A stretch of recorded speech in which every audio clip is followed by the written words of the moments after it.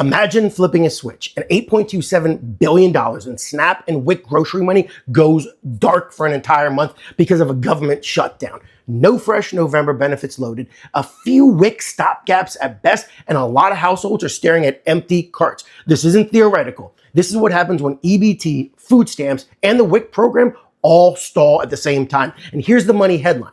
In a normal month, SNAP accounts for roughly $7.86 billion at the register. And WIC food benefits add about $409 million to that. Put those together and you've got about $8.27 billion that doesn't get spent in grocery stores this month. And stick with me, because in the next couple of minutes, I'm going to show you how that missing spend hits grocery retailers, the share of monthly revenue they lose, how many jobs get sidelined, what it does to GDP, and why sales tax doesn't cushion the blow. If you care about the grocery industry, supply chains, the real economy behind food stamps, are an investor, or you're just interested, this is the month where numbers tell the whole story. Now let's follow these ripples. USDA's model says that every $1 billion spent in SNAP supports about $1.54 billion in GDP and around 13,560 jobs. If that spending pauses for a month, about $12.7 billion in GDP support doesn't materialize, and roughly 106,000 jobs sit in limbo. You see that in freight schedules, production runs, and hours on the roster. So let me make the jobs concrete so it's not just theory. These concentrations track where benefits are largest, and you can see them right up here.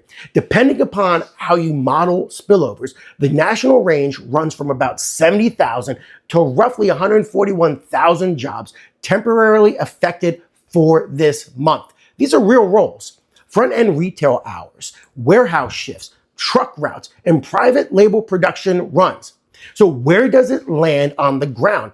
Big issuers are going to feel it fast. That's right, even cities and localities are going to really get hit. For instance, in places like New York City, they see about $417.3 million in benefits in a typical month.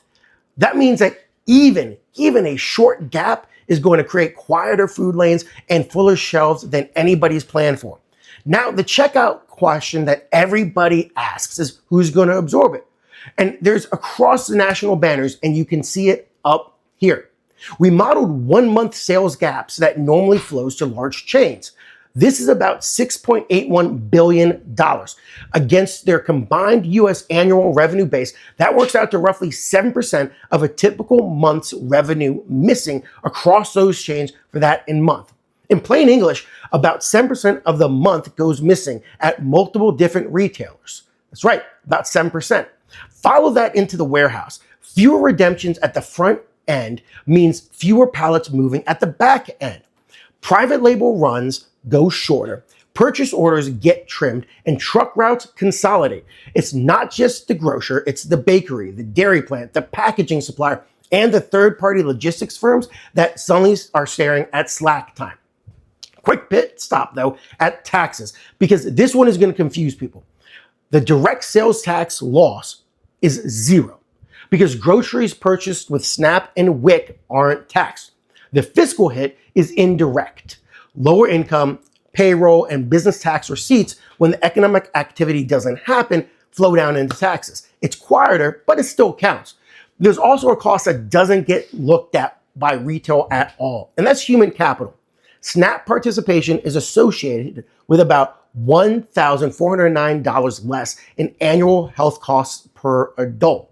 And WIC prenatal benefits save roughly $1.77 to $3.13 in Medicaid for every $1 invested. Even a brief lapse nudges medical costs up and dents long-run outcomes for kids. So here's a scorecard for a single month. About $8.27 billion are removed at the registers. Roughly $12.7 billion in GDP support that doesn't show up. Around 106,000 jobs are put at risk on a temporary basis, with the heaviest concentrations in a handful of states. And for the biggest grocers, about 7% of monthly US revenue is gone for that month. This isn't background noise. That's a fire alarm that you can hear in a checkout line and see in the macro data. If this helped explain what's going on with these WIC and SNAP benefits, if you want to keep up to date what's happening with the government shutdown, with procurement, and with opportunities at the state, local, and federal levels, stay tuned, subscribe, please like, and if you have any questions, comment down below. We try to answer every single comment as they come in. Thanks for watching. Stay tuned for the next one.